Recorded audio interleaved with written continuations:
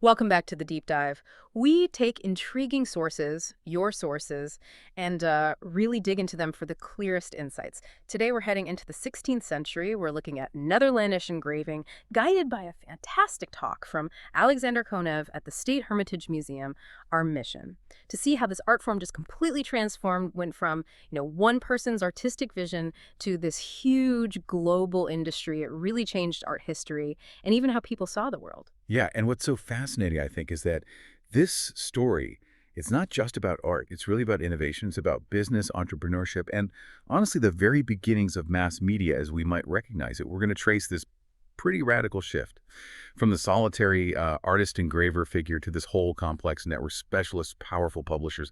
They really turn the whole thing upside down. Okay, let's unpack that a bit. So, early 16th century, Germany, the Netherlands. What was the standard practice for engraving? We tend to think of masters like, say, Albrecht Dürer or Lucas van Leyden, really hands-on. Is that basically right? That's exactly the picture. The artist engraver was definitely the main model then. You mentioned Dürer in Germany, Lucas van Leyden in the Netherlands, perfect examples. These artists conceived the image and then physically, meticulously engraved it onto the copper plate themselves. Even for woodcut xylography, that is, where you carve the block, the artist usually drew right onto the wood. So it was deeply personal, very direct. The artist's vision, their hand, straight onto the printing surface. That really highlights how different the Italian approach was, doesn't it? Because looking south, even back in the 15th century, they had a very different system going. Oh, absolutely. Italy had established this clear division of labor much earlier. You'd have major artists creating detailed drawings, right? And then separate professional engravers would translate those drawings into prints. It was all about specialization, efficiency, allowed for way more output. The classic example, the really influential one, is Raphael providing the drawings and Marcantonio Raimondi engraving them. That collaboration kind of set the standard for Italian printmaking. The skill was in the interpretation, the reproduction, not always the original idea. So this Italian idea separating the ideas person from the engraver, how did that concept travel north to the Netherlands? It sounds like more than just borrowing a style, it's borrowing a whole way of working. It really was a generational thing, driven mostly by artists known as the Romanists. These were guys who were deeply influenced by Italian art. Many had actually traveled to Italy. Think of artists like Martin van Heemskerck, Lambert Lombard, Frans Floris. They were following Jan Gossart's lead. They'd seen this division of labor firsthand in Italy, and they grasped the huge potential prints had for spreading their own art, getting their name and style out there. Was there a kind of philosophy behind it too? Or was it purely practical, just about getting more prints made? No, not purely practical. Lambert Lombard, for instance, a key Romanist figure, he even started an academy in Liège. And for him, engraving was much more than just reproduction. Lombard felt Netherlandish art was sort of in a crisis. He thought it was too focused on just prettiness on color. So he actually promoted black and white engraving. Saw it as a way to get back to basics, focusing on the essential things, figure, composition, space, almost like an intellectual exercise, stripping away the surface to master the core forms.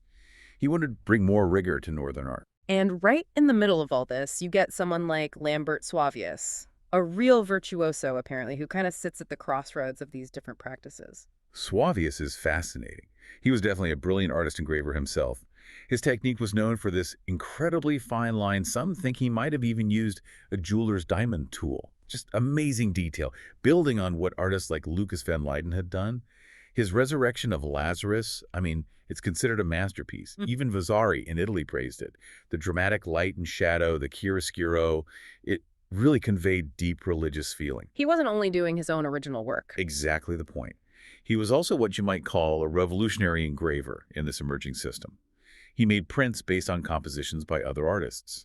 His teacher, Lambert Lombard, is a key example. Suavius engraved Lombard's Charity. And this shows how flexible things were becoming. Sometimes the engraver might even change the background because the figures were seen as the core invention, the artist's intellectual property. Suavius really lived in both worlds, the master creator and the skilled interpreter. So as this division of labor starts to take hold, the traditional artists doing everything themselves, that becomes less common. And artists start specifically making drawings for engraving. Precisely. Martin van Heemskerck back in Haarlem was absolutely central to this. After he got back from Rome, he deliberately looked for engravers. He wanted to replicate that Italian model he'd seen. He worked with early engravers like Cornelis Boos, whose styles was actually very close to Raimondi's school in Italy. They did pieces like Triumph of Bacchus, which, interestingly, was mistaken for a Giulio Romano work in Italy for a long time. Shows how well they nailed the Italian style. But the really crucial step was his work with Dirk Volkertsoen Coornhert, who was a humanist, a poet, and an engraver.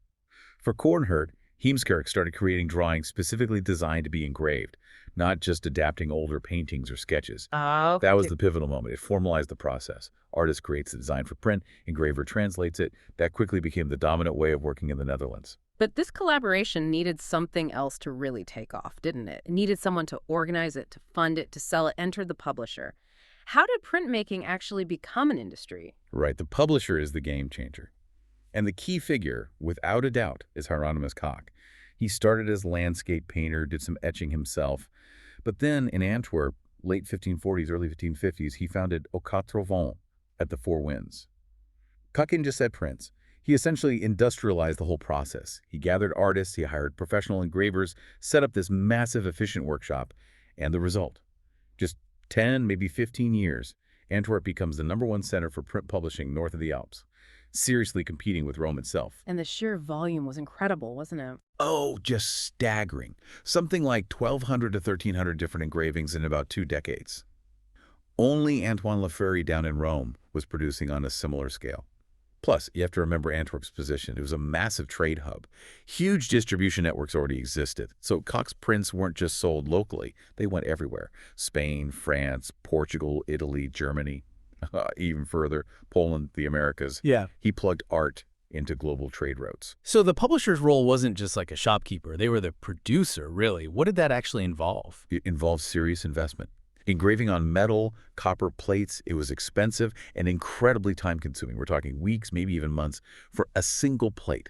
Imagine the focus needed. Wow. The publisher fronted that cost. They owned the plates, they commissioned the artists and engravers, managed the printing, the paper, everything, and they often made their money back slowly, over decades, as they kept printing and selling from those plates. That long-term investment, that scale, Yeah. that's what made it an industry. They were the engine. And Koch sounds like he had a very clear strategy for what to publish. He knew what people wanted. Incredibly savvy, he tapped right into that growing taste for Italian-style art. He started with the known Romanists, Lombard, Heemskerck, Coornhert. But his main go-to guy for compositions in that Italian vein quickly became Frans Floris, who was a rising star. Floris supplied all sorts of classical themes, allegories, myths, just what the increasingly educated Netherlandish public wanted as they got more interested in classical culture and Italian art. Koch basically gave them a Netherlandish version of Italian engraving. High quality, fashionable, but produced right there in Antwerp. He really understood his market. Okay, so while Koch is building this printmaking empire, industrializing it, let's zoom in on one really exceptional piece that maybe stands a bit apart. Peter Coek van Elst's Turkish procession. It comes up in the source material as something quite unique. Yes, the Turkish procession. It's extraordinary. A huge woodcut frieze, 4.5 meters long, all about life and customs in Turkey. It's probably the most famous Netherlandish woodcut from the 16th century. Just nothing else quite like it in terms of size, subject, execution. And the subject itself, Turkey, the Ottoman Empire, must have been incredibly exotic and maybe a bit scary for Europeans back then. Absolutely. The Ottoman Empire wasn't some distant fairy tale land. It was right there. Powerful, expanding, a constant presence, sometimes a threat. So it's customs, it's power. Incredibly fascinating to Netherlanders. There's this origin story told by Karel van Mander, the art historian. He says Coek van Elst went to Constantinople, Istanbul back in 1533, sent by a tapestry firm, hoping to get orders from the Sultan Suleiman the Magnificent. Right. The story goes he didn't get the commission, so he just spent his time sketching Turkish life for his own interest. And those sketches became the frieze. Is that story likely true, or more of a romantic legend? Well, researchers think the first part, the trip itself, the business mission, that's quite plausible. We know Netherlandish traders were trying to make inroads into the Ottoman market. Makes sense. But the idea he just sketched for himself, that's maybe less likely. Scholars now tend to think these designs were probably intended as tapestry cartoons initially. Maybe they were rejected designs, or maybe projects he developed after he got back, based on his observations. And importantly, the frieze wasn't even published until 1553, 3 years after Koepake. It was his widow, Maken Verhulst, who later became Peter Bruegel, the elder's mother-in-law, interestingly, who published it. She likely organized its preparation, so there was a clear plan for it. looking at the frieze itself, it's not just random sketches, is it? It seems very deliberately put together, like a narrative. Definitely. It unfolds like a visual journey. It starts with this section, military campaign in Slovenia. Really powerful image. You see the clash of worlds. Europeans with a cross versus the Turkish soldiers, smoke rising, representing that tense border zone. Coek might even be depicted there among the Europeans watching. Then it moves along the road. You see a caravan, scenes of daily life, the slave market, soldiers marching. Then sections on Turkish customs, a new moon festival, circumcisions, funerals, all rendered with incredible detail. And the grand finale is the procession of Suleiman the Magnificent moving through the Hippodrome in Constantinople. Yeah. That ancient Roman arena. It's considered the most famous, most detailed view we have of 16th century Constantinople. That final scene in the Hippodrome, what would that have meant to a European seeing it then? There's more going on than just spectacle, right? Oh, for sure. For any educated European, seeing the Hippodrome, the obelisk, the ancient ruins, that immediately screamed Rome. Constantinople was often called the Second Rome. So to place a Muslim procession, the Sultan's procession, right in that symbolic Roman space, that created a real tension, a dissonance. Remember, this is the era of the Turkish threat, constant anxiety in Europe.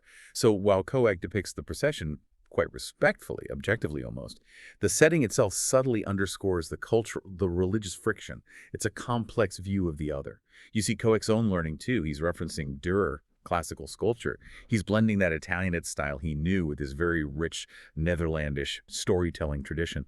And, this frieze actually became a really important model later on for how Europeans depicted other non-European cultures, peoples in the Americas, in India. It showed how art could frame the understanding of a wider world. And physically, it's just huge, which makes seeing it quite special. It's incredibly rare to see the whole thing displayed. 4.5 meters is just enormous for print. The source mentions the Hermitage exhibition is a major event because of that special display needed. Apparently, it hadn't been shown in full like that, even in Russia, let alone elsewhere often, since before World War II. So yeah, seeing it complete is a real wow moment. So we've really covered some ground. From the individual artist engraver like Lucas van Leyden, through the impact of Italy, the ideas of Lombard, the key work of Heemskerck, right up to the industrial scale of Hieronymus Koch, turning Antwerp into this global print powerhouse. And then seeing how one incredible piece, like Coek's Turkish procession, could capture these huge cultural encounters and stretch what art could do. So what's the big takeaway for us today? Well, I think this whole transformation, it's really about the birth of visual communication as we know it. Yeah. How images get made, packaged, marketed, spread around the world. It's not just art history, it's the history of information itself. The mechanisms they figured out, attracting talent, investing capital, using distribution networks, targeting markets, basically the blueprint for how visual media, how information still works today. Who controls the image, who controls the distribution.